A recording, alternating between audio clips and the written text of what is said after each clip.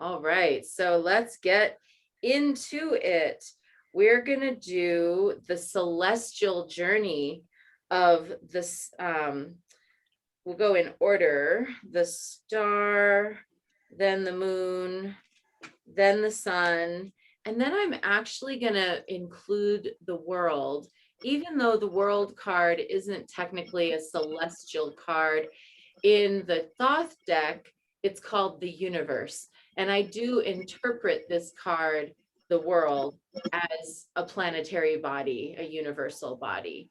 So I'm just gonna put everybody on mute so that unless we're talking, and when you're talking, you'll come off of mute, just so I don't get any feedback. Um, so today we're going to do two things. We're going to look deeply at the meanings of these cards in readings. What do they mean when they come up as a person? What do they mean when they come up as a situation? What do they mean when they come up as an obstacle? What do they mean when they come up, reversed? And then we're going to shift gears after that, and we're going to talk about working with our astrology charts in conjunction with tarot readings, and how you can go about maybe doing some interpretations that will bring in the knowledge that the person has or that you have of your own chart, and working with it in conjunction with the cards. So let's get started with the star. The star is actually one of my favorite cards in the tarot. The celestials all come right together after the tower. So you basically have your run of kind of difficult, what you might consider difficult cards: death, the devil, the tower. Then you have the temperance card, which gives you that like little respite or balance, or death, the devil, temperance. Then the tower gives you that, so your temperance gives you that little respite. Then the tower comes in, and right after it is the star. So if we look at the Fool's Journey of the major arcana, we're really looking at a progression through a series of initiatory experiences that many people share in this life. Major themes: motherhood, fatherhood, spiritual growth and development, being alone in your hermit time of life, Wheel of Fortune, learning about the things that are beyond your control. Only destiny has control of those things. These are experiences that, for the average spiritually inclined person, we can see are pretty common. And whether somebody else believes in that or not, we can still often see those procedures playing out in their lives. And the entire group of the celestial cards follows that tower. So you can almost kind of not really talk meaningfully about these cards without talking about the tower. The tower is where everything falls apart. Things don't go according to plan. Everything is difficult. You encounter massive obstacles. Circumstances that you thought were safe, stable, and sane dissolve, break apart, or fall away. There might be a sudden change or loss of fortune. And the tower can also be a willful, a volitional disruption of an outworn paradigm that no longer serves. So it can also be the choice to get a divorce, the crumbling of a business venture that no longer really feeds you, the things that we might decide, okay, this is going to be hard, but I'm going to have to do it in order to grow. The tower can also be those kinds of major life changes. But, most often when we get the tower in a reading, nobody's like super happy to get that card. It's not like we go, ooh, yes, the tower, great. It's not a very welcome visitor on the tarot tableau. But nonetheless, it's valuable because it shows us where something is unstable in our lives. And if there's anything that's unstable enough that it can be pushed down by the Tower card, you know, arguably, it's better to know and let go than to not know and to continue on doing something that might not be to your highest good. So the star comes right after the Tower as a redemptive card. It lifts us up after the rubble has been crumbled. It's like the rising of hope, potential, and possibility after a time of loss, difficulty, or destruction. And I have an example I'd like to share of a really powerful Tower into star moment that I experienced in my own life. In 2014, when I was in Tibet, traveling through central Tibet on pilgrimage, we went to the birthplace of Yeshe Tsogyal. Yeshe Tsogyal is the female Buddha that our temple, the Mount Shasta Goddess Temple, is named after. So our temple is called Tsogyal Lamo Drayang Ling. Tsogyal is part of the name of Yeshe Tsogyal, first female Buddha of Tibet. And the temple to Yeshe Tsogyal had remained intact during the Cultural Revolution of 1959 and afterwards, where many other temples were destroyed. It was a tiny little temple, honestly, maybe about the size, like double the size of this room. So about, you know, the size of like a good sized master bedroom was about the size of that temple. It was a small building with a humble little roof. But inside there were relics of Yeshe Tsogyal, like her handprint in stone, her footprint in stone, where she had sunk her hand into rock and sunk her foot into rock to show the malleability of what we think of as reality. And there were branches from a tree that, like a shamanic tree that had been dedicated to her life force, and where this life force tree, it was a sandalwood tree, had been given to her by the king of the dragons, the Naga spirits, the water spirits, who are also protectors of wisdom and knowledge of the earth and all time. And so all of these treasures that were kept in her temple had been removed from her temple and thrown into a lake, along with a lot of garbage and refuse and trash. And there had been wanton destruction done to the area, but the little temple still stood. And when I was traveling there in 2014, I met the 16 nuns who live there, who are part of the movement to restore the place. Over the last like 20 years or so, the place, well, maybe since about 1985, so longer than that, I guess now, but really over the past 20 years, it's accelerated exponentially. But as far back as like 1985, 1989, there were yogis and lamas going to that place, and they would go into that lake and they fished out the relics and they found them. They sorted it all from the trash. They cleaned, they got rid of the trash.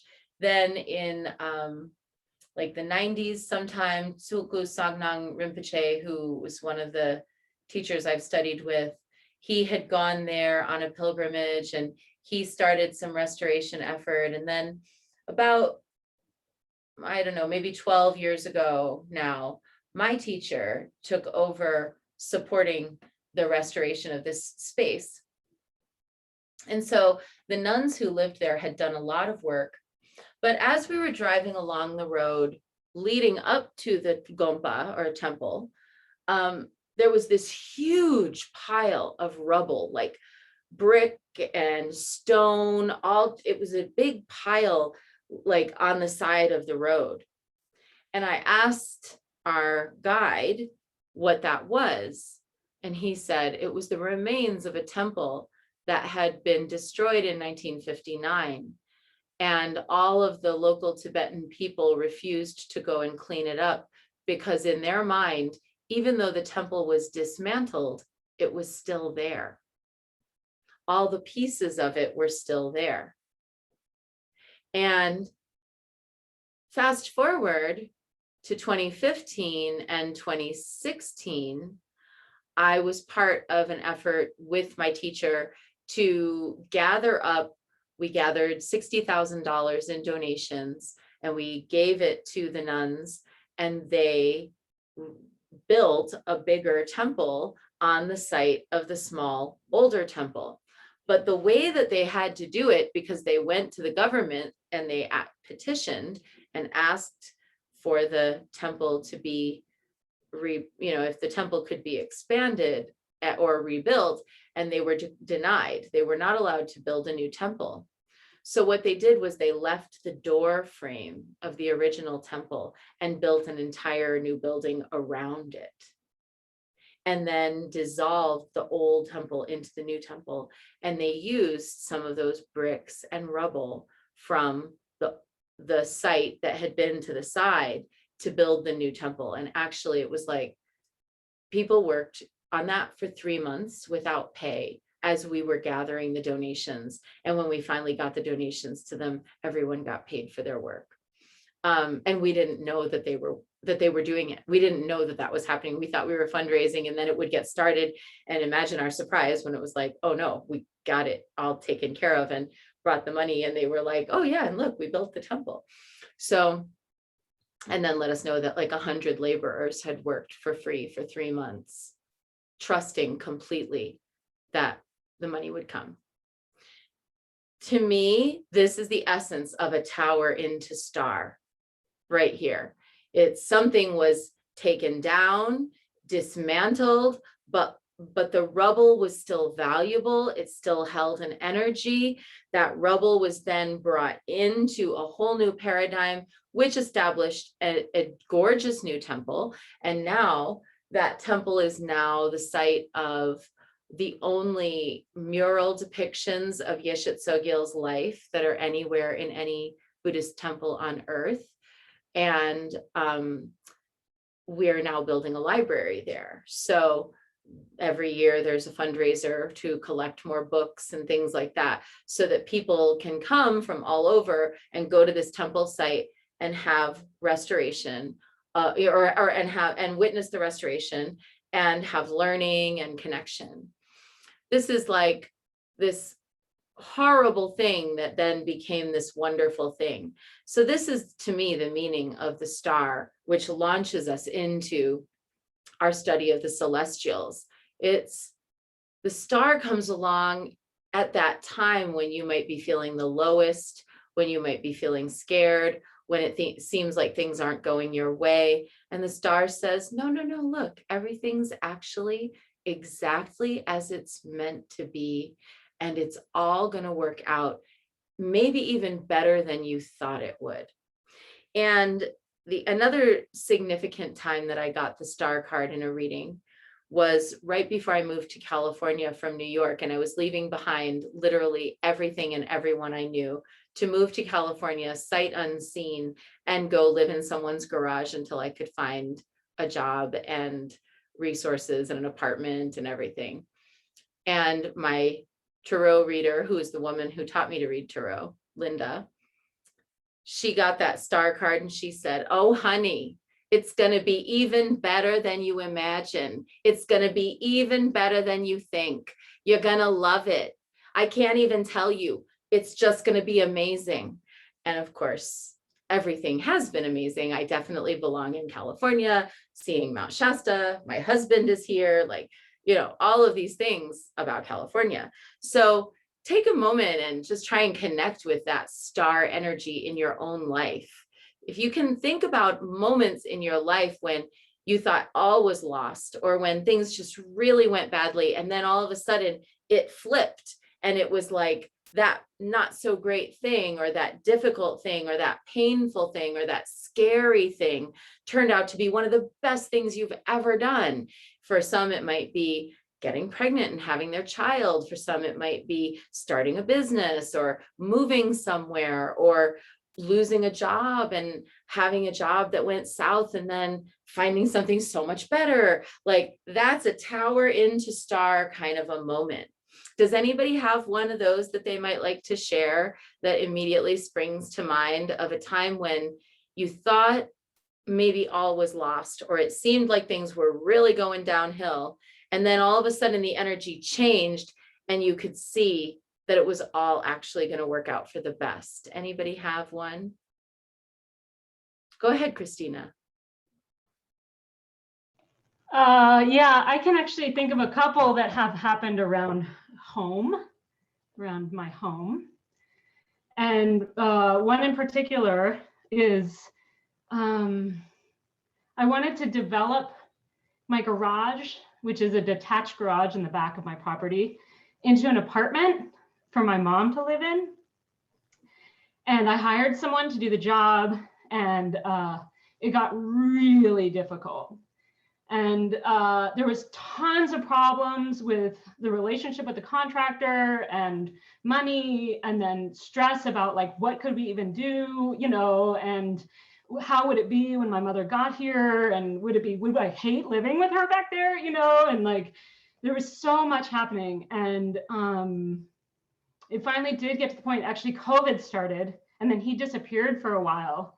And so I finally was like, well, he's gone. He's out. I need to hire someone else to finish this job, you know?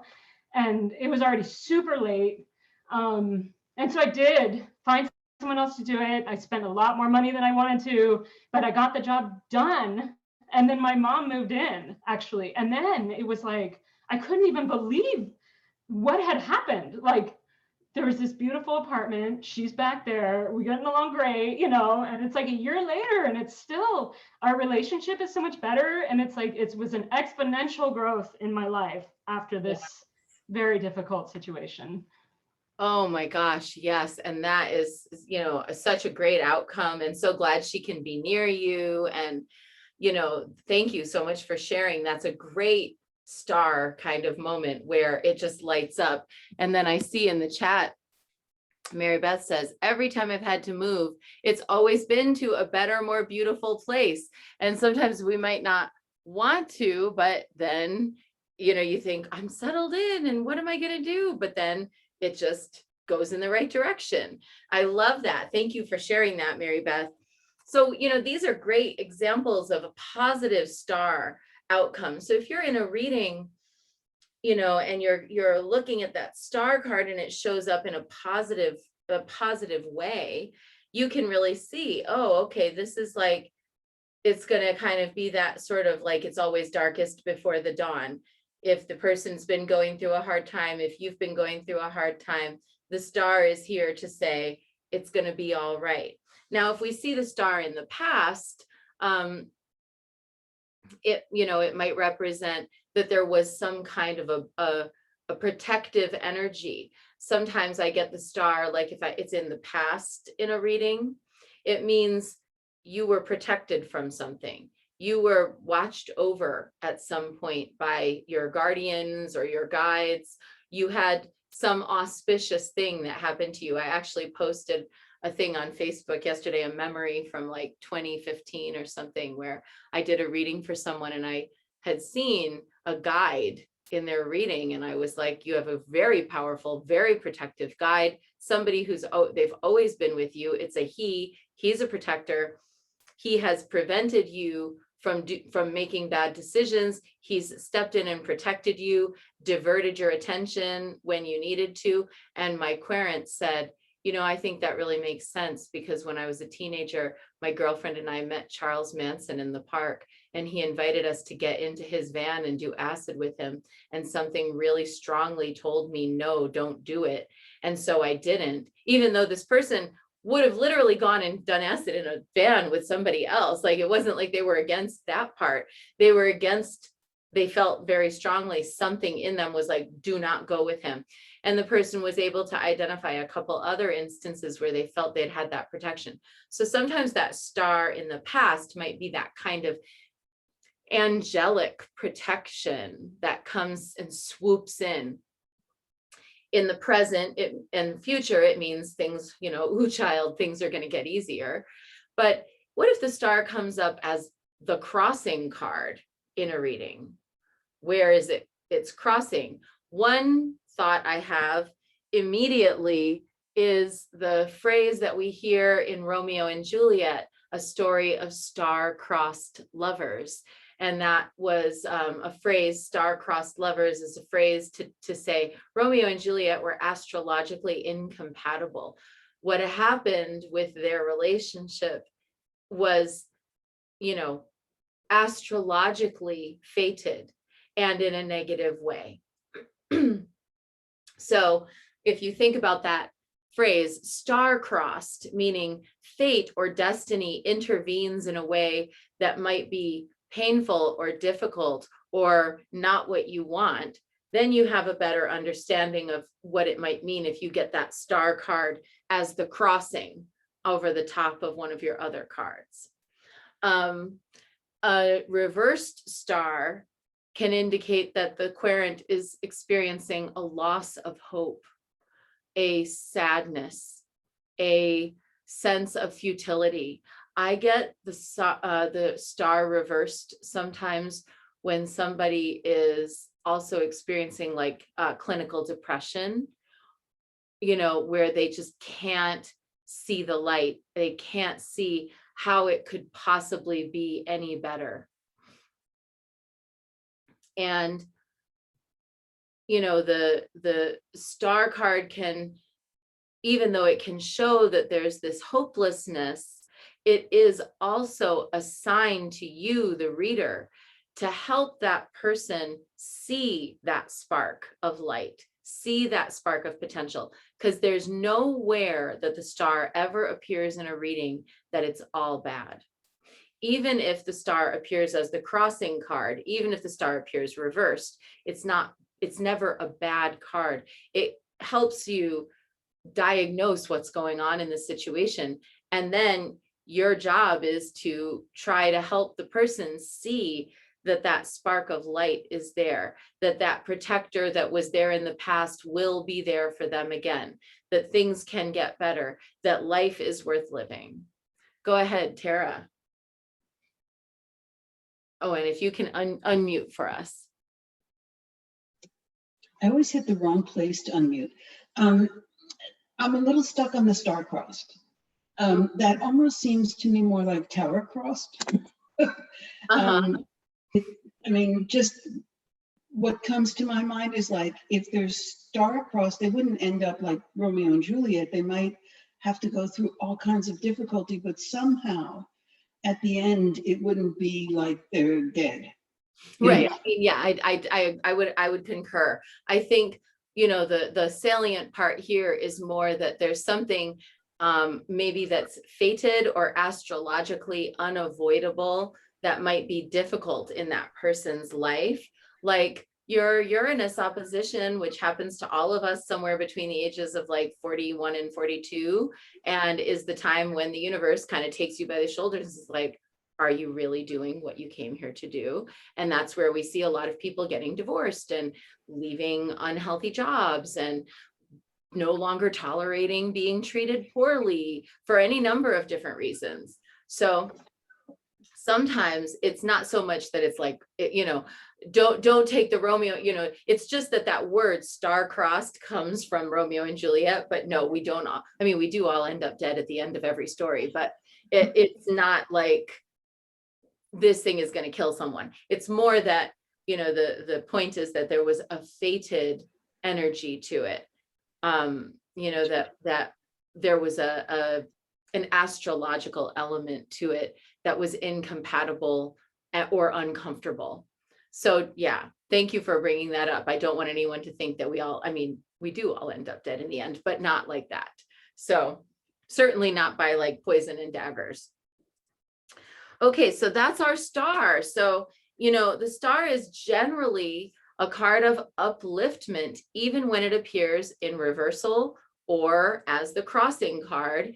Your job as the reader is to go find where is that little bit of hope, where is that light, and to tease it out and to bring that through the rest of the reading. If it comes up in the past, it can indicate divine protection, divine intervention at a critical moment. Present and future, it's going to mean things are going to get better. Hang in there. hope is on the way. And then we move on from the star to the moon. So upright, the moon generally depicts mysteries, cycles, secrets. It's about hidden knowledge, things that are not commonly known or seen. It can represent the occult, certainly represent magic and spiritual influence. It also can be a card of fertility, a card of women's cycles. It is a card for me that when I get this card in a reading in either the present or the future, to me, it has come to mean over the past years, don't ask further. Don't look further. This is a journey that is deliberately obscured from your view because the person actually has to walk the path, and they're here sitting in front of you wanting you to give them the roadmap for the path, and you have to say, no, you just got to go walk into the bushes that way and find the path, and you'll find it. It's kind of like trying to teach people how to get to Heart Lake. Well, you know, if you just go to the far path at the far part of the parking lot, then you're going to like cross a creek, and then you just kind of have to go like up and up and to the left, and then the right, and then up again. It's hard to describe it, but once you've been there, you'll never forget. And that's the point, is that once you've been there, you'll never forget. And that's why the moon comes up in, to me, this mysterious way when we're trying to read for ourselves or for a querent, to say, you're going to have to live this one forward. You can't predict it. You're not allowed to have a preview. You're not allowed to have the trailer of this movie. You just have to go live the movie and have it. But all that you've experienced through the cycles of growth that you've already had in your life is here to help you, and you know more than you think you do. You just don't know what you need to know, so you're scared that you don't know. I hope that makes sense. I'll say it again. You already know what you need to know, but you don't know what that is, so it scares you. So a moon, you know, a moon card in my personal life has been, you know, I've now opened stores several times, not only my own, I've helped lots of other people with their businesses. I have some friends in Nevada who had a store, and they were on their literally last legs. The store had been costing them money to run for the better part of 9 months. They were ready to close the doors. They were probably like a month away from just shutting it down, bagging it, and tossing it. And they invited me to come out. And I actually just had a reminder in my Facebook memories today that it was this weekend, 5 years ago, that I went out there. It's so interesting. All this is so interesting how the timing is. So I went out there and I walked into their store, and I just looked around, and I was like, okay, if you decide you want to save this business, this is what you need to do. You need to knock that wall down. You need to repaint this. You need to put this cash register all the way at the back of the store. Don't have it up here at the front. You don't want people walking in, grabbing the candle off this shelf and going straight to the register. You need them to go all the way to the back of the store to get the candle. And then they need to see everything along the way. You need to have a table at the center. You need to put all the crystals on the table. Your crystals are scattered everywhere. People don't know how much. I could tell. They had a wealth of beautiful things, but they didn't have it laid out in a way that anyone could see what was actually going on there. And so I said, mark my words, if you do these things, you will turn your business around and you will be making money in no time. It would involve you putting a little investment in to do all these changes. So they hemmed and hawed, and they weren't sure, and then they decided to do it. And so they spent the next month, they knocked down the wall, they repainted, they took all of my advice, they did all the things. And interestingly, just yesterday, the owner of that store, out of the blue, calls me, but maybe his Facebook memories reminded him, called me and told me that they've experienced a 30 to 50% growth every single year since then. So that's like, they couldn't see what they had. No one could see what they had. Perfect moon card. They didn't know the wealth of what was already going on there. They couldn't perceive it.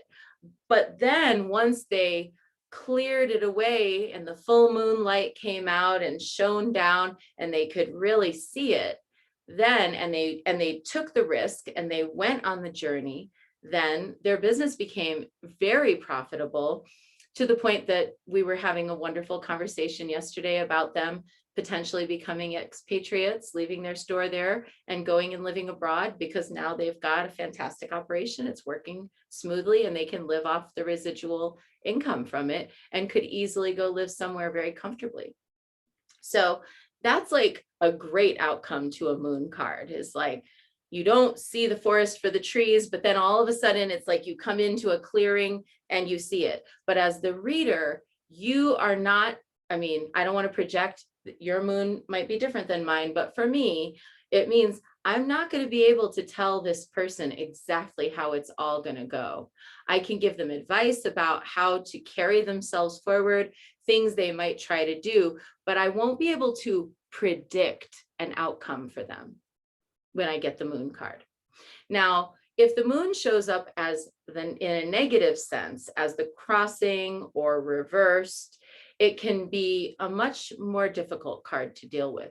It means that something is occluded, something is not visible, something is going to be very difficult. It might take a month or several in order to create whatever the person wants to create, or to get past this time of obstacles. It can also mean, that the person doesn't really know what they're doing, and that they're kind of just flailing in life and all over the place, and that they don't know how to bring their mind under their own command, because the moon also is lunacy. And lunacy is, a term that's used to describe the kind of moon craziness that we all feel around the full moon sometimes. It's also been a pejorative term to apply to mental illness. And it's also been a term that applies to, folly, doing things because just sort of flailing and acting out of folly. So if your moon card comes up in a negative sense, it can connote, and you have to be very sensitive with this, it can connote mental illness if that is part of the question being asked. Like if the person is saying, my partner's been acting really strangely, doing things that are really scaring me. I need to know like what's going on. And you get a moon reversed or a moon as an obstacle card or a crossing card. You may need to say sensitively, have you considered talking to your partner about seeing a therapist or something like that? Have you considered, if there's a history of mental illness in your person's family? So it can be mental illness, but it can also be there's no mental illness present, but the person just can't see the forest for the trees and is acting out and is kind of flailing in a negative sense. I see that Lisa, you've got a hand up. What would you like to know about this card?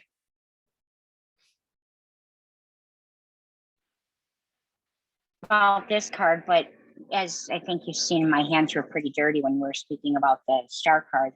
And you had mentioned about, things like really changing around big time, like around between 41 and 43. And at 43 is when everything changed for me, when he passed and everything. So that I just wanted to say, that was a big change for me. Yeah. Sorry, it's late, but my hands were in sugar or flour when we were speaking of the star card. So I really couldn't raise my hand at that time. Understood. And thank you for sharing. So this moon is also, so the moon is also a unit of measurement of time. So sometimes if your moon comes up and you're like, what does that even mean? Why is it there? That moon can mean that the person needs to just wait a moon cycle before making that decision. You might just note, what position is the moon in right now? We're on a waning moon. So you might say, wait until the next full moon, or wait until the next dark moon, or give it a month and then come back to this conversation, or come back to this decision, or that things that are not clear now will be more clear 1 month from now. And so by looking at the moon as a unit of time measurement can be very valuable as well. Another aspect of the moon card is that it does relate to, arcane knowledge, and where the high priestess and the Hierophant also relate to more arcane or esoteric spiritual knowledge. The moon is kind of more general. It's like, it's not necessarily the command of prayers or rituals or traditions. It's more just that, the magic is in the air.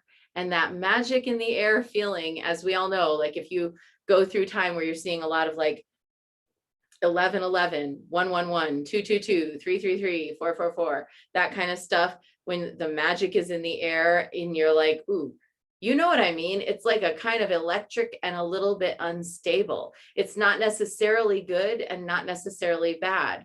So when I start seeing those, like, especially that like numbers synchronicities, that usually means for me, okay, there's magic in the air and I don't know who's bringing it.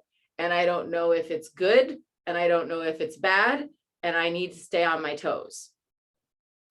And usually, if you're into like interpreting the meanings of the numbers, if you have a coherent path for doing so, then you can kind of say, oh, okay, well, if I'm seeing these numbers or I'm seeing those things, then that means this or that means that. You can have some symbols and signs that are meaningful to you, but it does kind of awaken our attention to the magic in the air all around us, and invites us to pay closer attention to synchronicities.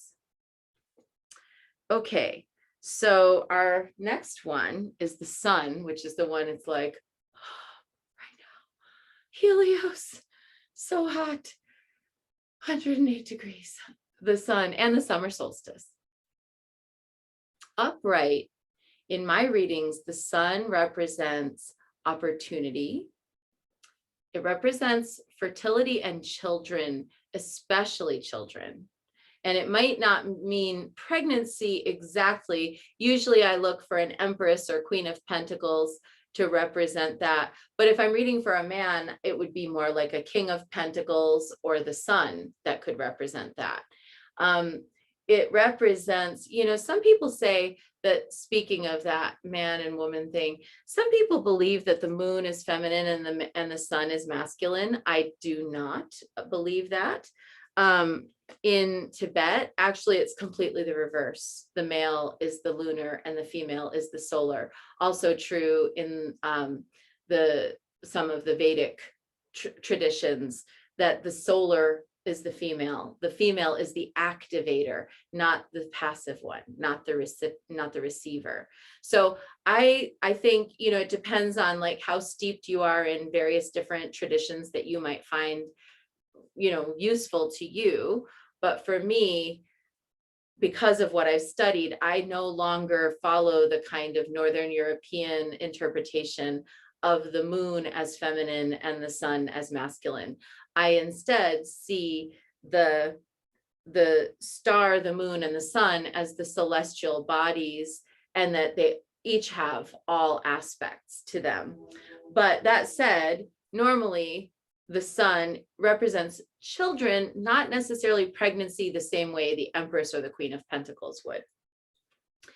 And that can also mean things like working with children or having a grandbaby or having, somebody come into your life who's got a very childlike energy. But the sun also represents shining your light in the world, really like giving it your all and getting some attention for that. It means generosity and benevolence. Like the sun is neither cruel nor kind. It just shines. It does what it is here to do, regardless of who's looking. So there's self-confidence in the sun, a lack of self-consciousness, or a lack of like hiding our light under a bushel. The sun is, like I mentioned before, opportunity, newness, freshness, and it also chases away the shadow. So it's a fantastic antidote to like depression, especially seasonal affective disorder. And it's the antidote to the feelings of confusion we might have in a negatively aspected moon card. So what happens when the sun is negatively aspected, either as the crossing or reversed? It can mean that there's plenty of opportunity, but the person doesn't feel capable of accessing it. It can mean over self-consciousness, a lack of self-confidence. It can mean that shadow is like, the shadow self is running the show of a person. Like, I do think that a lot of the pain that happens in our world is not actually deliberately inflicted.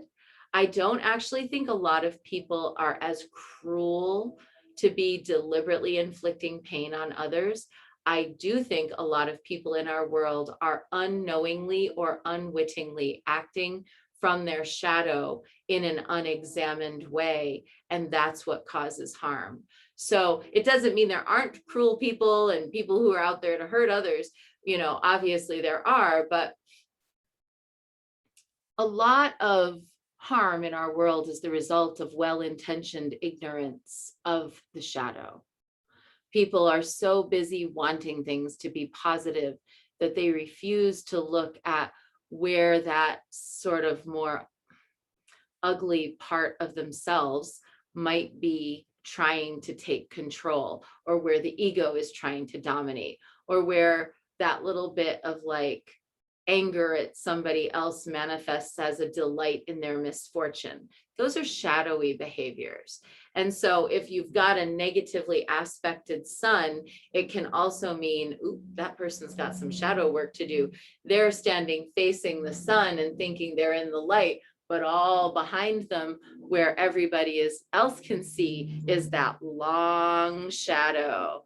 And if you've ever dealt with spiritual bypassing, where someone's like, you try to say to somebody, hey, this thing you're doing, like wearing this fake Native American war bonnet to your music festival, is really cultural appropriation. And they're like, I just don't think that way. I am in the light.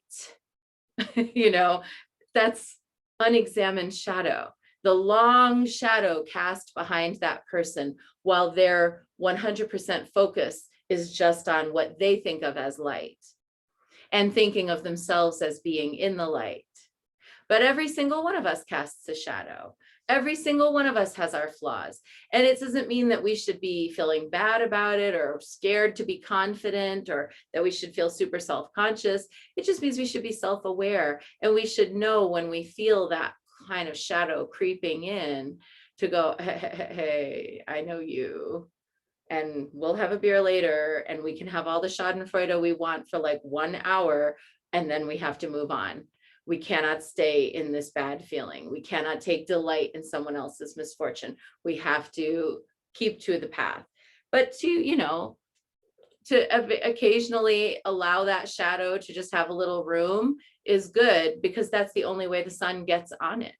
So the negatively aspected sun is the shadow, but the positively aspected sun is that like confidence, generosity, opportunity, children, laughter, joy. It's summer also. I often, if I get this card in like someone's year-long reading, I will see this not only as a message about their potential, but also as a unit of time measurement, as meaning things will happen in the summer. So to keep that in mind. And then last but not least, it's not really exactly the cosmic body like the 3 other celestials, but because it has this dual meaning in Rider-Waite-based decks, this is the world. In the Thoth deck, it's called the universe. it makes a difference in the meaning of the card. The world is, well, worldly, but the world is also ever turning and evolving. And so in its meaning as the world, this card represents kind of the time where things have come full circle and you're starting a new phase of life, and maybe you've learned your lesson, or you've conquered your demon, or you've accomplished your challenge, and now you're ready to start on what's next.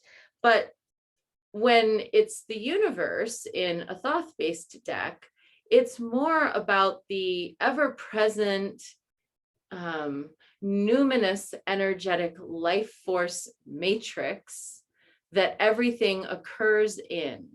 Everything arises from it, everything dissipates into it, and the universe remembers it all. The universe is the wisdom body of all knowingness that has always, and that's always been and will always be.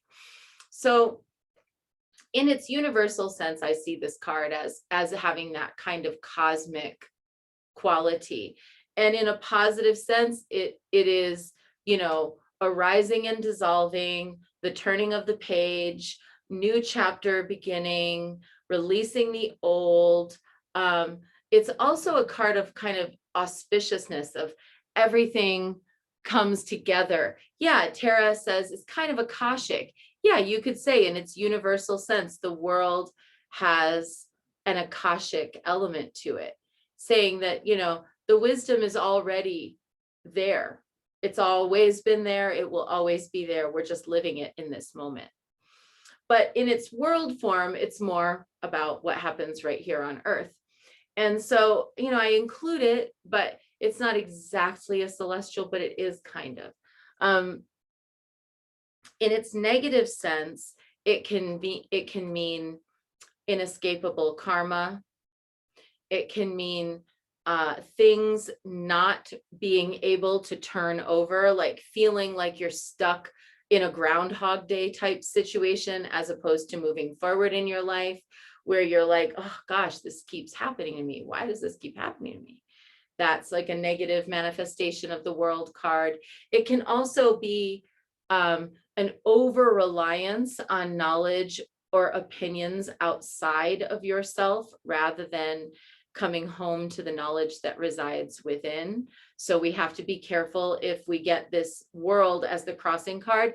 I especially think, for some of my younger querents, if I get the world in a crossing like this, I'll say to them, maybe take a little break from social media, because the world is coming in too close to you. You're getting too many different ideas and opinions of who you think you're supposed to be from being present on social media, when in fact that's not going to help you. So it can be about also worldly greed and dealing with other people's worldly desires. And so you in a negative aspect, want to watch out for any kind of contractual obligations, or trying to start or finish a project, or putting yourself in the public eye, or telling too many people about an idea that you've had, where then the idea becomes vulnerable and someone might try to take it. So in the negative aspect with the world or universe card, you want to protect, you want to kind of shelter and go back in the turtle shell a little bit, and not make yourself so vulnerable or exposed. So those are some of the manifestations of these cards, these celestial cards. And we're perfectly on time, because now I wanted to talk about how you might work with astrology and tarot in a reading. And so one of the things that you can calculate, if you have your querent's date, time, and place of birth, you can calculate using any number of different free services, but my favorite is called Astrolabe, ASTROLABE. If you type into Google Astrolabe free chart, it'll take you there. It's one of the oldest, most reliable internet-based free astrological charts. I've been using it for 20 years at least now. And astrolabe, yeah, with a B, not a D. Yep. And just type in astrolabe free chart and it'll get you there. And when you go in, you can calculate the date, time, and place of birth, and then it'll deliver to you an entire astrological chart with minimal, but very useful interpretations. And about a paragraph each. And it's enough to help you start to, especially if you're an aspiring astrologer, or if you're someone who has always been fascinated by astrology, but you'd like to be more empowered with knowing how to read a chart, it's a wonderful resource for that. So when you have a querent, or you can do it for yourself, that you can get that information, day, time, and place of birth, you can run a chart and you can do this, find out what is the person's sun sign, what is their rising sign, what is their moon sign, their Venus, their Mars, and you can go and get as detailed with that, or you can stay comparably kind of just like at the surface of it in a reading. But your three main ones that you're going to want to look at are the sun, the moon, and the rising. The sun being, the person's overall qualities and characteristics, the rising sign being how they appear in the world and how they act in the world outside of themselves, and the moon being their inner world. So for example, I'm a Taurus sun, which means that I tend to be pretty grounded, practical, unflappable, sensuous, a little bit lazy, not lazy as in like I want to loaf around, but lazy as in like, I don't feel the need to do a lot of like extra. I'm already doing enough. I feel very committed to sensuality and to beauty. I feel like beauty is a path of healing. That's all my Taurus qualities as my sun. As my rising, I am an Aquarius. And that means that even when I think my Taurus self thinks I'm being clear, direct, and friendly, someone might think of me as being remote, distant, and cold. And I can't tell you the number of times that that's happened where I'm like, someone says, oh, I have to pay you for this thing. I'll pay you for it next week. And I say, don't worry, we can discuss it when we see each other. To me, I'm saying something kind. I'm like, don't worry about it. It's fine. But to the person, they're like, oh my God, am I being called into the principal's office? What do we have to talk about? Is there like, did I do something wrong? That's my Aquarius rising. Also, I always have that ability with my Aquarius rising. An Aquarian characteristic is to be weird. I'm definitely that. Like, to see things in a weird way, WYRD, meaning looking at the world through a different lens than the usual lens that we would see depicted in the television or the news. And a little bit contrary. I tend to argue with people just like a little bit for no reason. And it's not because I disagree with them. It's because I'm testing the edges of their argument. Is this consistent? Is it coherent? Can I see it all the way through? So if somebody's like, oh, like I just always feel like I have to give money to the poor when they're asking on the street. And I'm like, do you always though? Like, I'm not being mean. I'm not trying to be rude, but I have that little contrary nature. And where I'm like, always, forever, ever. And I do tend to avoid using absolute statements and challenge other people's absolute statements because I know that life is weird and things aren't always consistent. My moon in Scorpio means that my inner world is where I keep all of my most passionate, growling, ferocious, magical, sometimes really shadowy emotional states. And I don't really talk about them a lot publicly. I don't really talk a lot about what's going on in my internal world in public. You'll notice I will often avoid giving a personal opinion, or I'll couch a personal opinion with, well, you might believe this or not believe this. This is sort of what I think, but it's not really that big of a deal. You decide for yourself.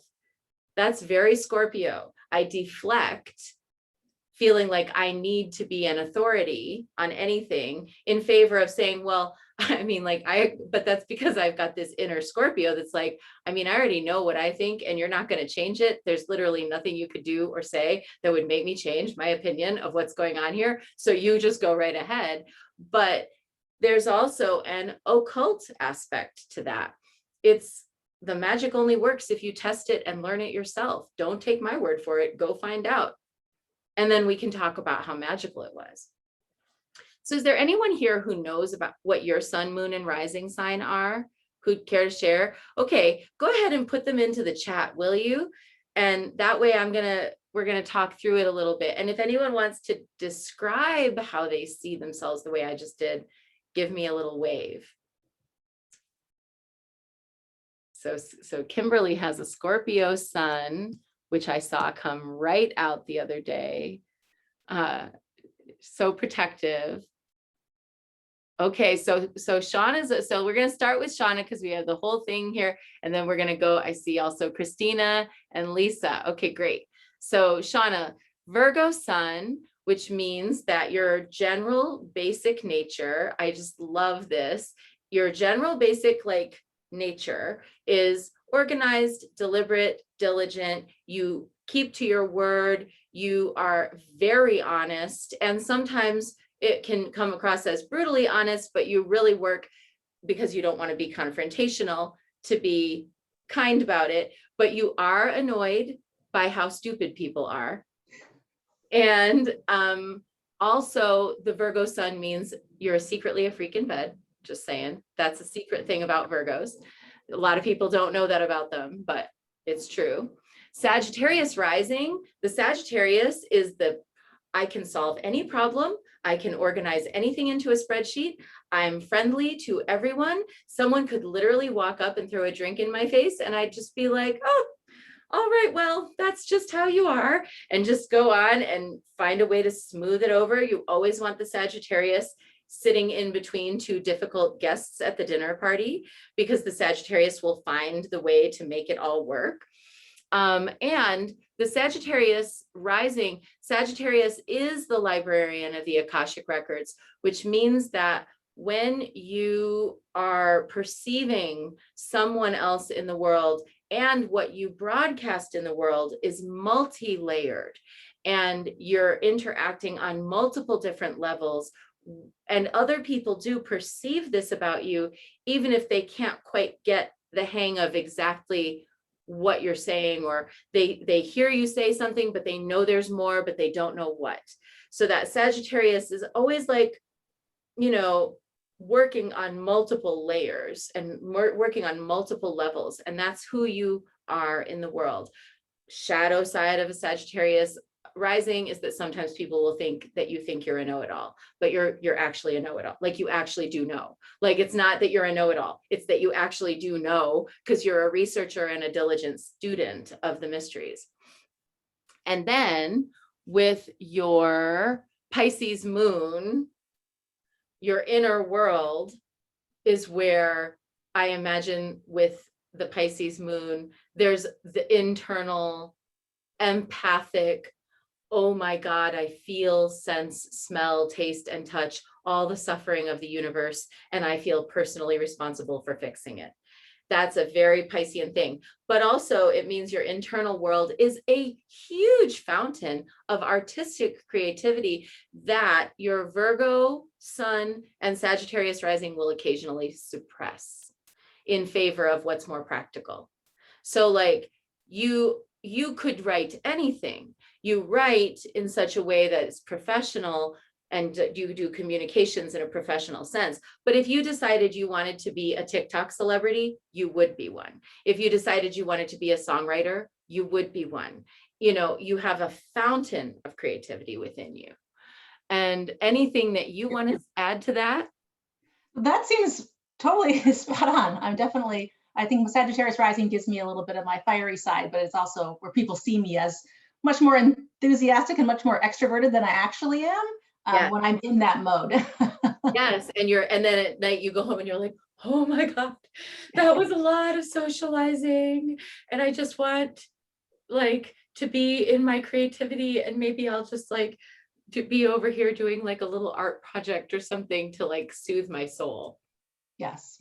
And that's where my whole spiritual side comes from, and my extreme empathy. Like I have to so protect my energy around people because I will take on all their energy. So and that Pisces moon means that you are a seer, as well as the Sagittarius rising, meaning you're a knower, as well as the Virgo sun, meaning you're a diligent student. So you do your homework, you get confirmation in the like practical sense of what you already knew to be true in the intuitive sense. And it all comes together so that by the time you arrive in an argument, you are going to win. Like you're not entering an argument unless you're going to win. There's no point. You wouldn't go. But if you feel it and then you prepare and you think about it and you do a little bit of research, you know, put it all together, you get your thoughts organized. By the time you get to an argument, you're going to win because you're going to stay calm. You already know what the other person is going to be thinking, saying, doing, and reacting with, and you already have a plan for how that's all going to work out, and you're 2 steps ahead. And that's a really positive quality for a priestess, you know, to be able to do that, because you are, as a priestess, going to have these conversations with people where you have to be like, I know that all you really want to do is to take that spray paint can and go and do that on his car. And I understand that you want to do that. I would too. But, you know, there are other ways we could work with that energy, you know. So that's you. So then let's see here. Christina. Oh yeah. Christina wants to know, Shauna, were you born in summer 1975? Well, if you see, my horoscope is almost exactly the same as yours. I was right above you. I wrote Virgo sun, Sagittarius rising. We both misspelled Sagittarius the same way. And but I'm a Taurus moon.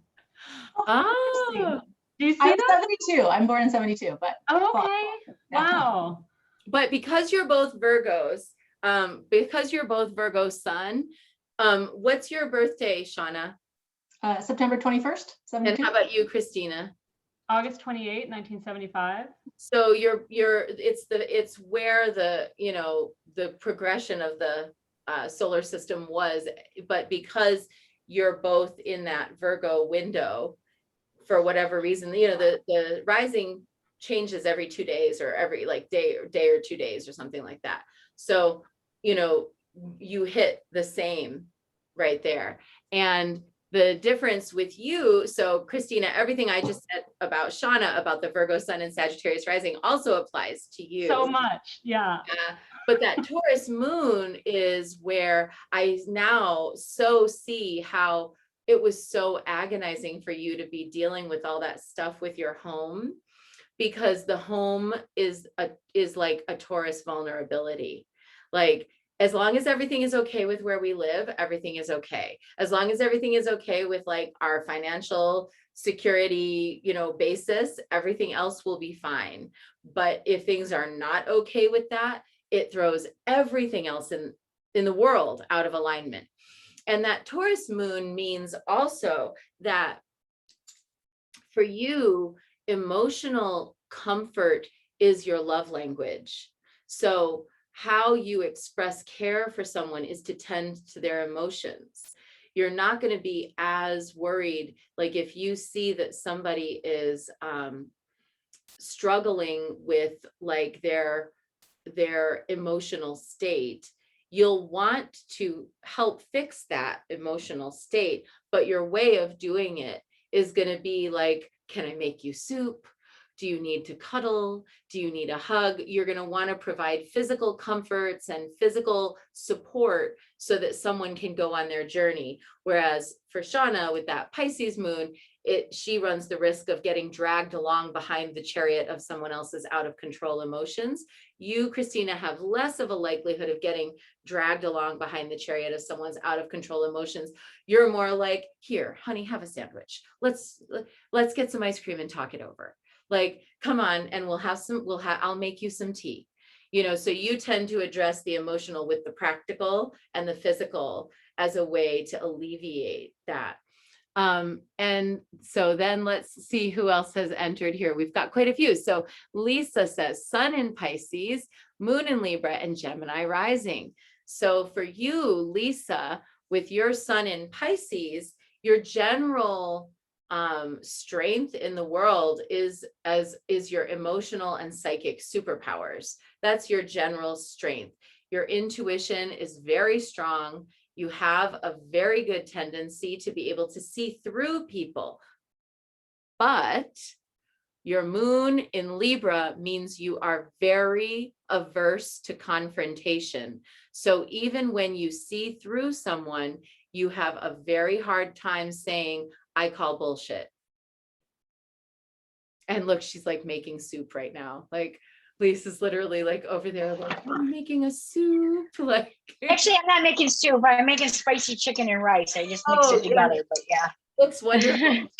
So your sun is very sensitive. You can perceive a lot about people, but that Libra moon, my husband also has a Libra moon, and I will tell you, he will do anything to avoid an argument, up to and including just not participate. I can't tell you through our marriage the number of arguments I have by myself where I'm like, I am arguing with you, and he's just like, I am not over here. I'm just over here. So you try not to Don't like to argue. You don't like to argue. You don't like debate. You don't like confrontation. You will avoid it. Your moon in Libra, also like a moon in Taurus, means that you nourish through Venusian methods, because Taurus and Libra are both governed by Venus. So you'll nourish like you're doing right now. You'll make food. If someone dies, you bring a casserole. If somebody's going through it, you bring money. If somebody's like having a hard time, you'll find a way to help. You're, the person who would take, the shirt off your own back and give it to somebody if you think that that will help them. And you're not extremely attached to material things. They come and go, but the things that you do like, you really, really like. You've got your few things that are really special. They're your desert island items. Now, with your Gemini rising, people have a hard time sometimes figuring out where you're coming from. You might be, and I've noticed that, if you don't mind me saying so, when we communicate online, you almost always apologize for having written too much. You'll explain yourself, and then you say, I'm sorry, this was so long. It's like, yes, you have the Gemini way of thinking, of wanting to make sure that all the information that's necessary so that someone can understand where you're coming from is there. But you also have that Gemini thing of like, now I put all that out there. Was that too much? Maybe I said too much. So you're torn, and this is something that happens for you in, your confidence.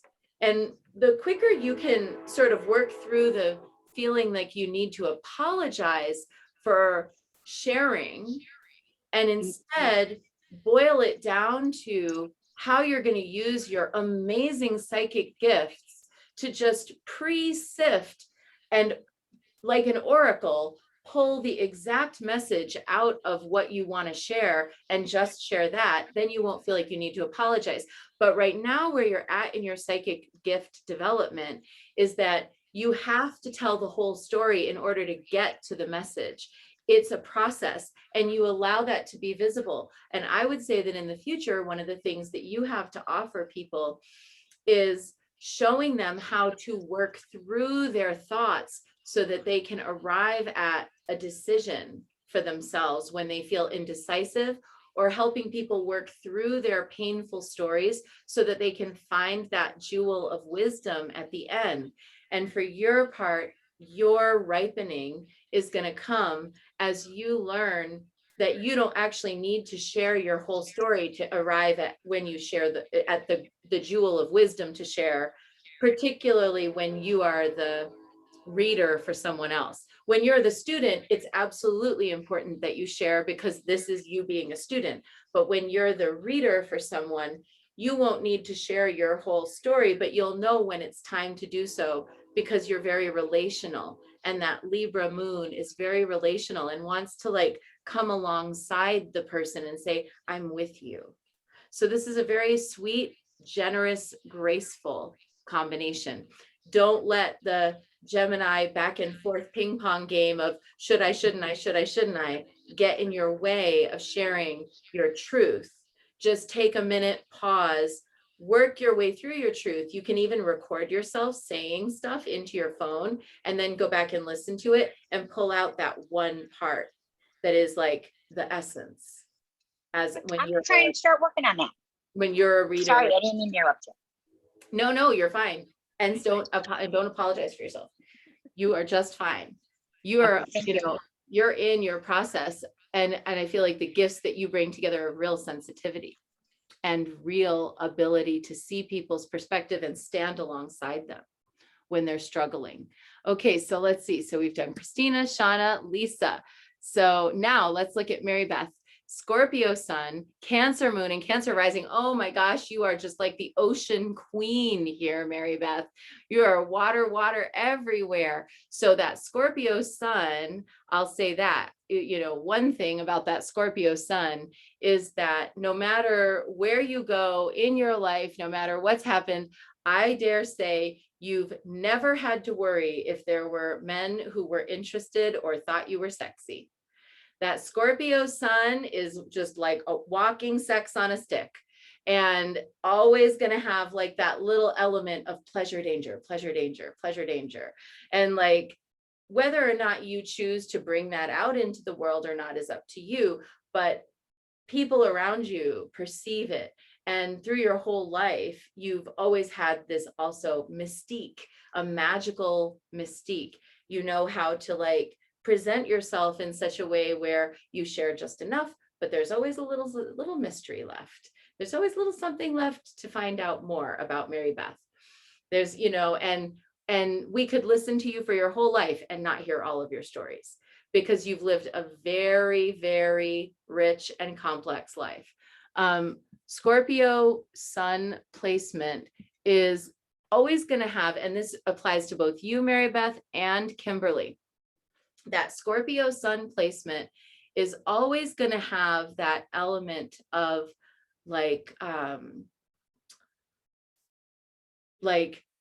come into my parlor, said the spider to the fly. It's not dangerous here.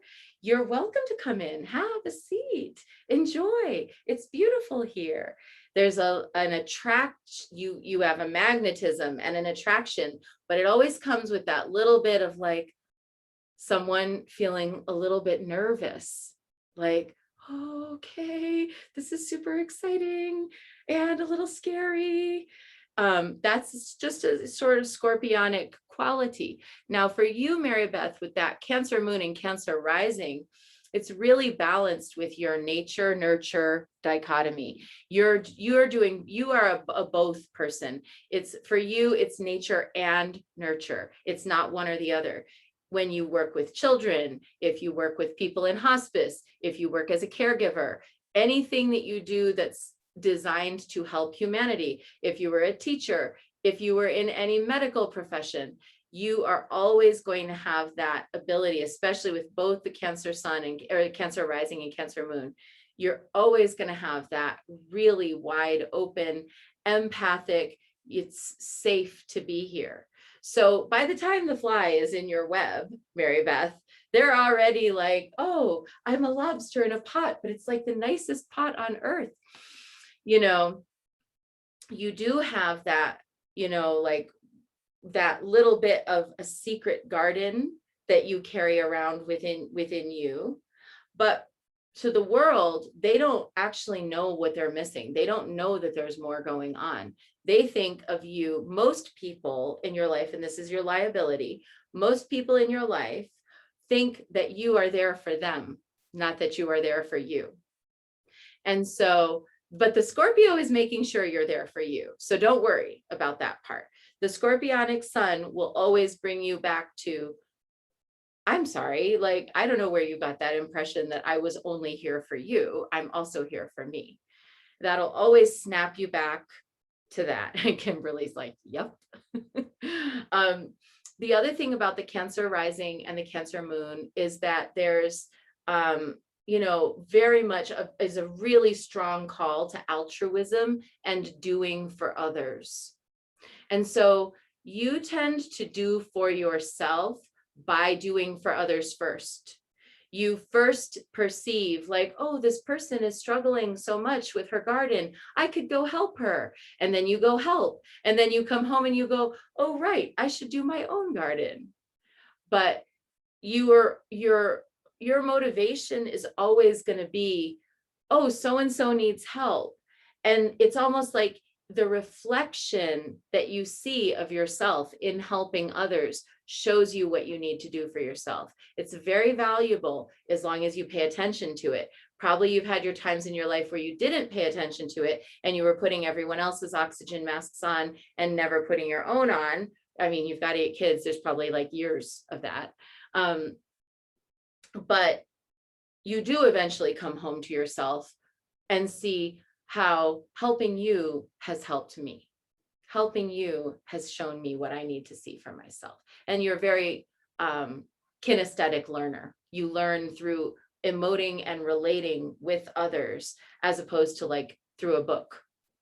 You're not as much of a book learner as you are an emotional relational learner. You learn through watching, activating, perceiving, and interacting.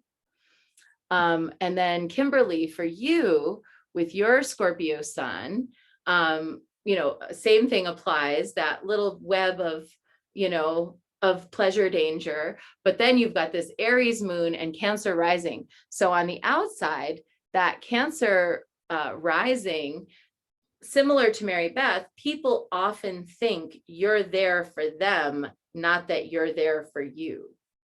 And they are, and you'll see it happen, through your life of people just automatically, like you might walk up to have lunch with a friend and immediately your friend launches into their whole big story about themselves without asking you how you're doing.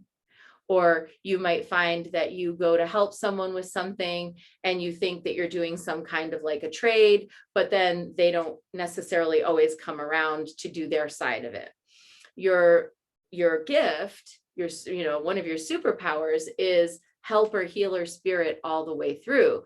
Water on the inside, water on the outside, but there's also the risk and the liability, like with Mary Beth, of having people put themselves as the main character in your story rather than you being the main character in your story. So it's really important that you have that Aries moon, because that Aries moon can do one of two things. It can either get smaller and smaller and more angry and frustrated, and then feel like it's just fine, I'll just keep dealing, which creates a powder keg. Or that Aries moon can be like, so I'm so glad that all worked out for you. I had something I wanted to share too. My turn now? Like that in that conversation with the friend. Or that Aries moon can be that place of like, ooh, sounds like we're coming up on one of my hard boundaries, but I really value your opinion. I care about you. Let's talk about this another time.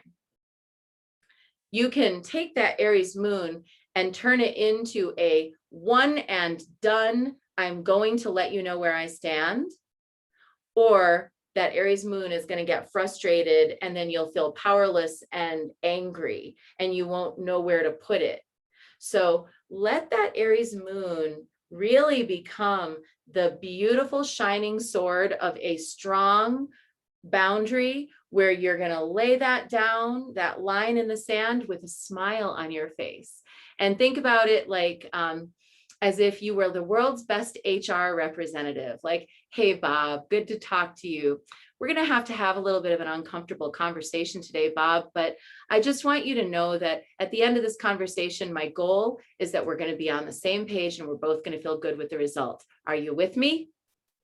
That like inner fire, inner strength, inner confidence, where you command the emotional tone in a setting where an emotional tone could otherwise go crazy. That is going to be a superpower of yours. So just like practicing it, practicing setting boundaries with a smile. Thanks, but I don't think that's for me. Or, this is a really important conversation. Unfortunately, I'm not able to give it my full attention right now. So we're going to have to come back to that another time. And I would say, number one thing for you, Kimberly, practice declaring rather than asking. Yeah. I'm about to tell you how it is, not ask you for your compliance. Yep. All of that, so accurate, and almost verbatim situations in my life. Oh, well, good. I'm so glad. Thank you. All right. So now let's see who else is here. I see that we have Alexis and Tara. Okay, Tara. So Tara's It is got Cancer, by the way. It is Cancer. Great. Okay. So we've got a lot of Cancer in here, a lot of Cancers. So you've got your sun in Sagittarius. So that's the librarian of the Akashic record. No accident that before when I was talking about the universe card, you were like, is that like Akashic?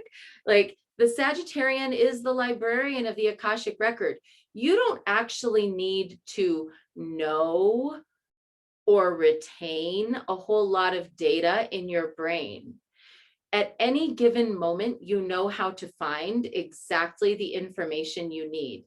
You probably have a love-hate relationship with the internet because you love it, because at any given moment, it's right there, answers right there. And also you get sucked down into reading absolutely everything and wanting to learn all the perspectives on everything. And you'll read the pros and the cons, and then you're like back and forth with it. But you really dig in with that Sagittarius sun to knowledge, wisdom. And for you with the Scorpio rising, that Scorpio rising means that you are going to be able to see the lessons that people only will learn through pain. This is a hard place, for women like us who have our Scorpio in either the rising or in the moon, as opposed to in the solar position. We're at risk of people blaming us as if we caused something that we predicted as readers. So we're the kind of women who in the past would be like, don't do that. This year your crops might fail if you do that. And then they come back and they want to kill us for putting the evil eye on their crops. We didn't. We told them what we saw. We told them, I see this, your crops might fail. That Scorpio energy in an occluded position where it's not the sun, it's in a different position that's not as visible, means that you're going to have the ability to see things and want to share them with people that sometimes they then will project back onto you. So you have to be really careful about, like trying to help someone or trying to explain something to someone, because they might take it the wrong way, or they might think you're trying to tell them what to do, or they might think you're being negative. They're like, oh, don't be so negative. I'm sure it'll be fine. So you have to watch out for that. That said, with that Scorpio rising, anyone on earth could come to you for a reading and tell you their deepest, darkest secret, and you would not judge them. You would just listen. You would be able to be like, well, thank you for sharing this. I know that this was hard for you to share. And we all have our things that we're not proud of. So let's see how we can make a good plan to help you work through it. You're really compassionate when people are struggling. You really take the case of the underdog. You really take the case of somebody who's like, been deemed hopeless. You look for hope beyond hope, and you are able to pull a light out of the shadow to show it to someone. And with the Cancer moon, you want to, because other people's suffering hurts you. You feel it in your own body.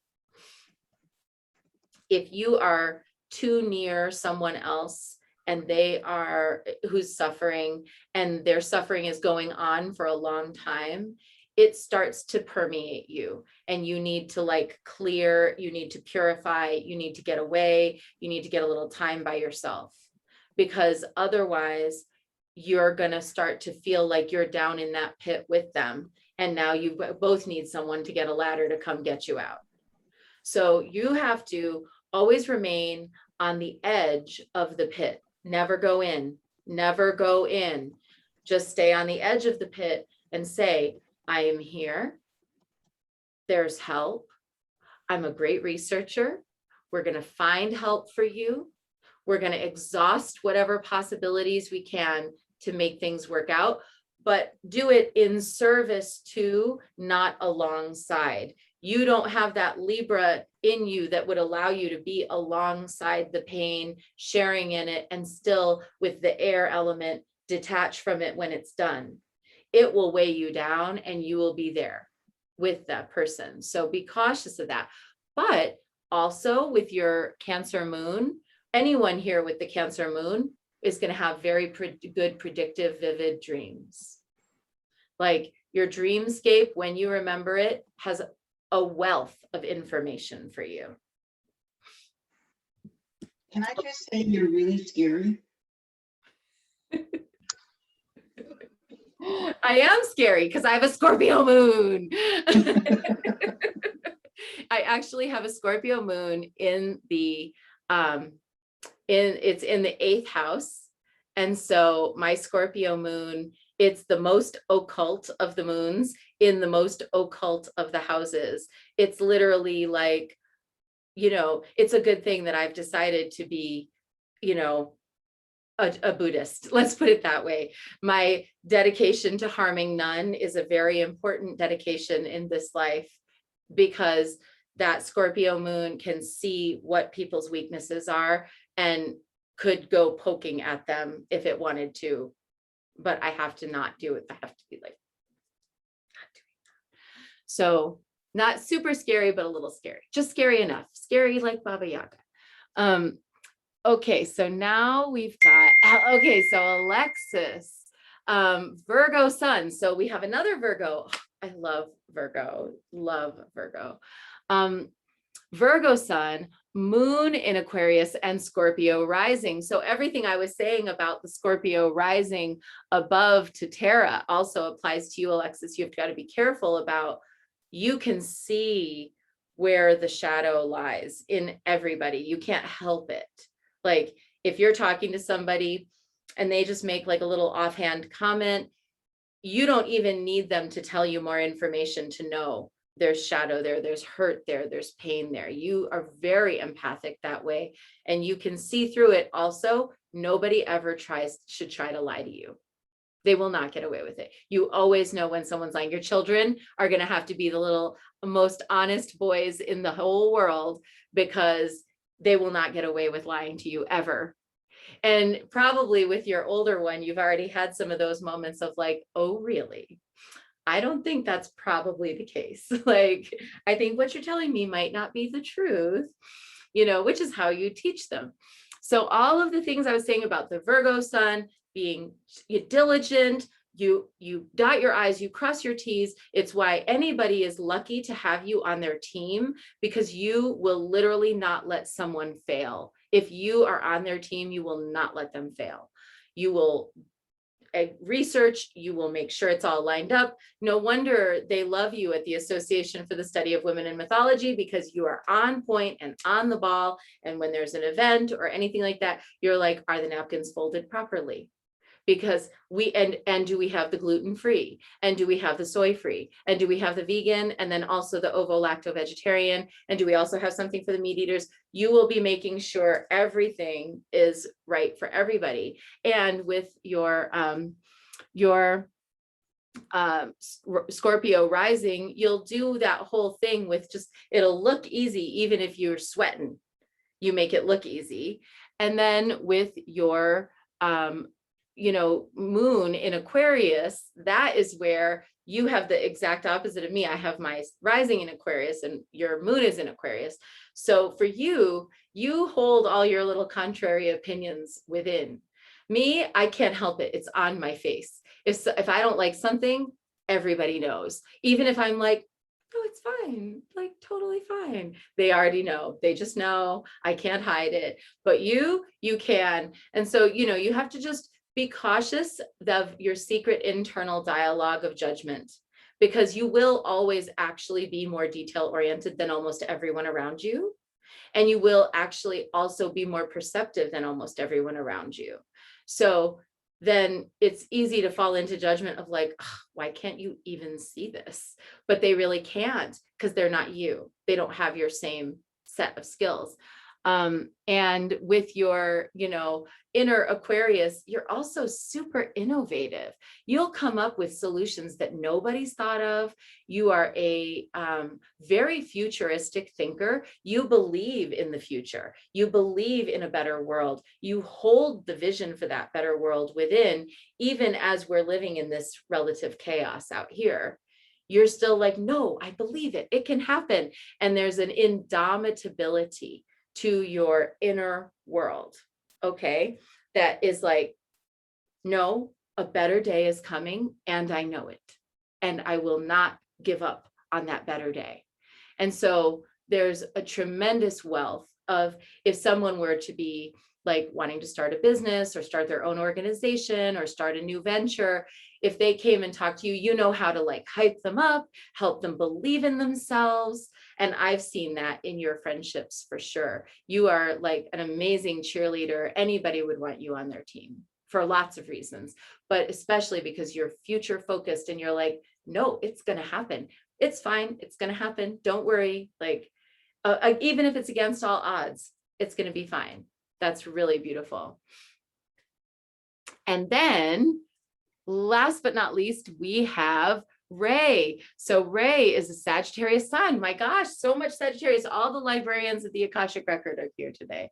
And then the sun in Sagittarius being a very powerful knowledge bringer. And Ray, I know you're an amazing problem solver, and that's like part of what you do for your work. And you are just like such a global thinker.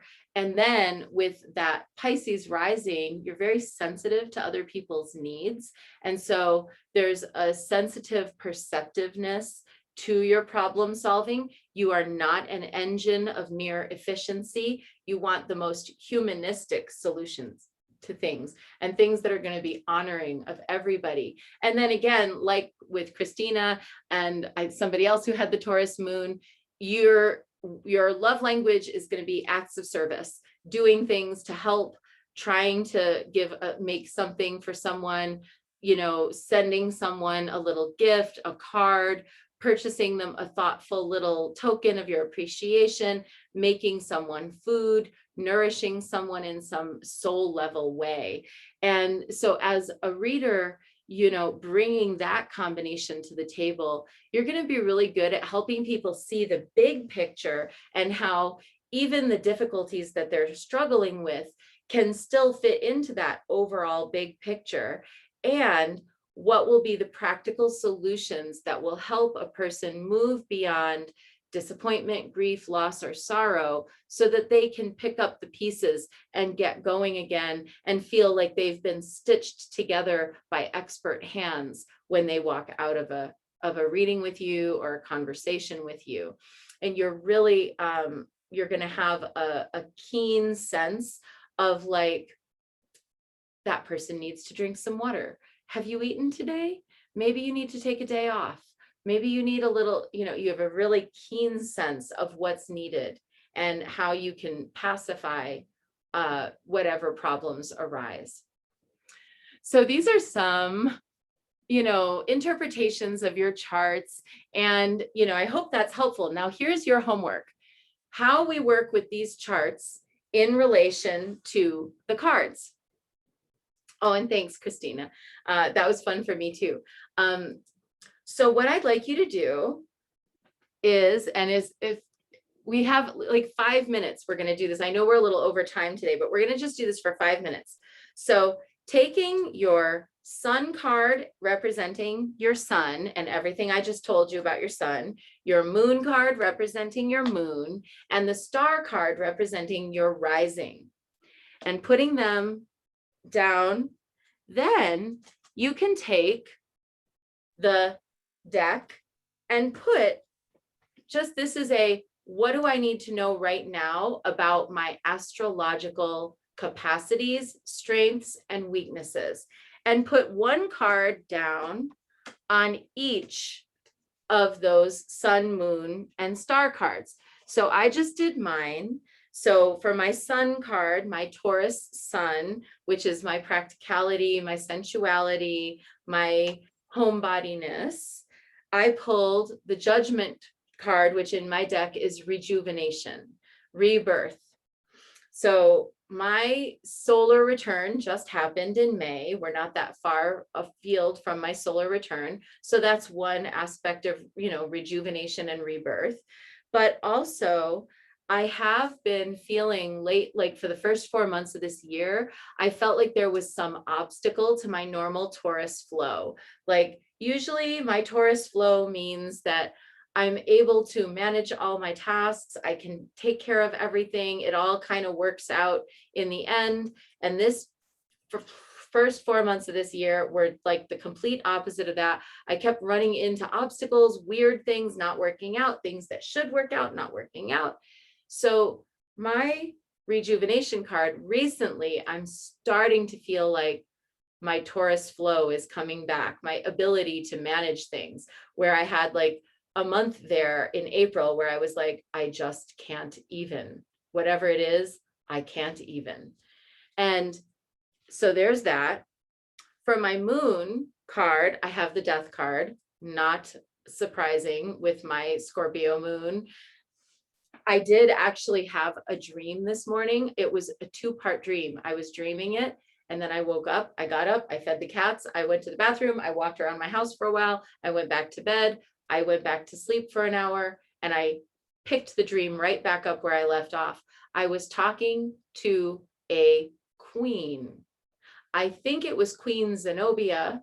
I'm not sure. She didn't say her name, but I was talking to a historical queen who is now deceased in my dream, and she was giving me magical advice. And I don't remember the advice that she gave me. I woke up because Albert messaged me, and you know how when you wake up suddenly and then it just is gone, it flees immediately. So the dream fled, but I was like, no, I'm holding on to you, I'm holding on to you. And it was some kind of a deceased queen. But lately I've also had, because I've been in this journey of being, a death doula for my friend, my view of death as a death doula is that when someone is dying, the person who's helping them with that process, you walk down that long, dark tunnel with them all the way to the iron gate.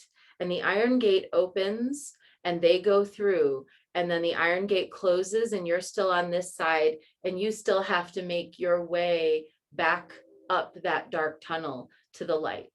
And my friend Linda she landed safely in Portland on Friday to be with her shamanic friends from the past 20, 30 years of her life. And they're going to help her cross over on her own terms without medication in a natural setting. And even though my part of the journey is now over because she's safely in the hands of her friends, I still all day am getting the text messages from the other side of what's going on in the realm of the dead. My dad's been really active lately. I've had several different dreams of ancestors and stuff like that. So that's where I'm seeing my Scorpio moon. My third card, my rising sign, King of Wands, is, I hate that King of Wands card, my least favorite card.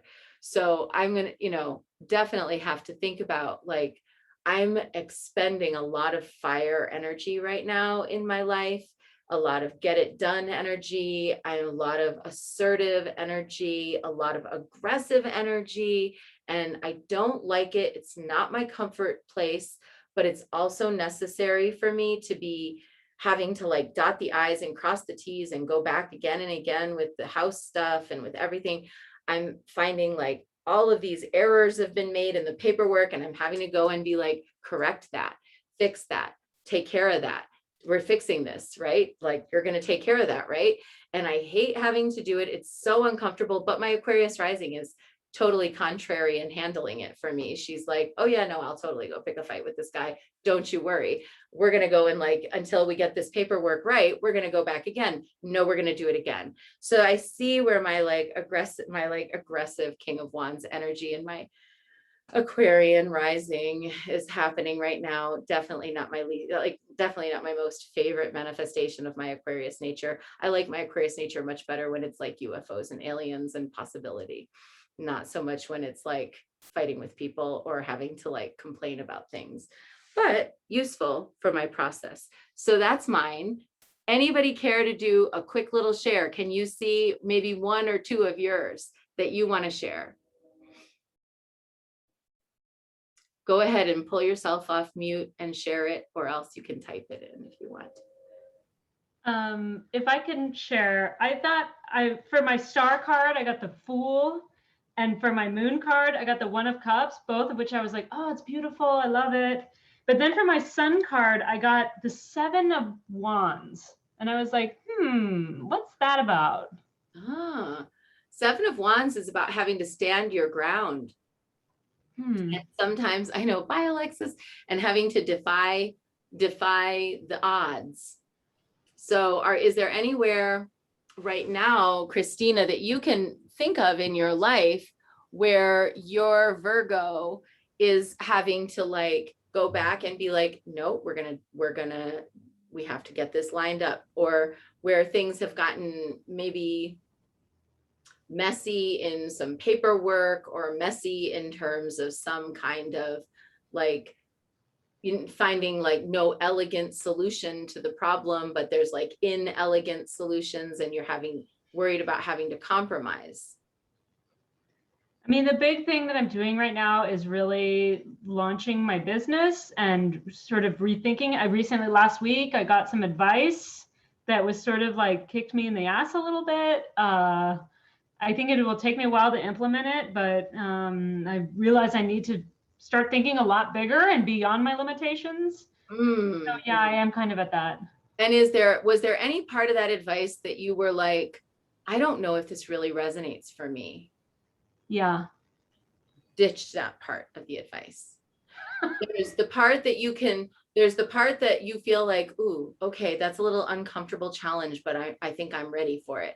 And then there's the part where it's like, that doesn't resonate for me. Ditch that part of the advice. That part of the advice is given by the person in a loving or caring way who wants to see you succeed, but they want you to succeed in what they decided is success. Your version of success might be different, but you should still take the rest of the advice that feels resonant for you. But that seven of Wands standing in defiance when you know better is a very Virgo thing.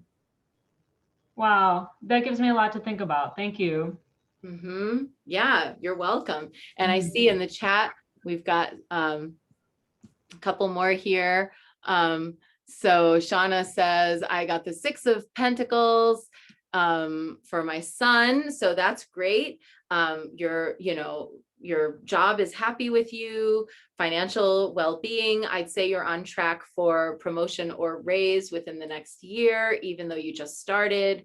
They really like you there. They find what you're doing very valuable, and you're really shining there.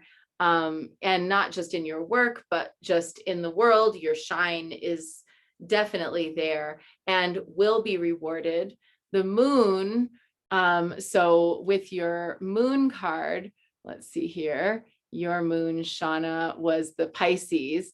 So with your Pisces moon, the Seven of Pentacles, you're being pushed to take a risk. You have to like take a risk. And the Seven of Pentacles is the like take a risk card. And then the moon in Pisces is like, wait, what? You want me to do what? No, I'm not. I'm not. That's not how we do things. But that little like, okay, I'm going to feel out of my comfort zone and I'm going to just like push more, beyond my comfort zone is really good for you.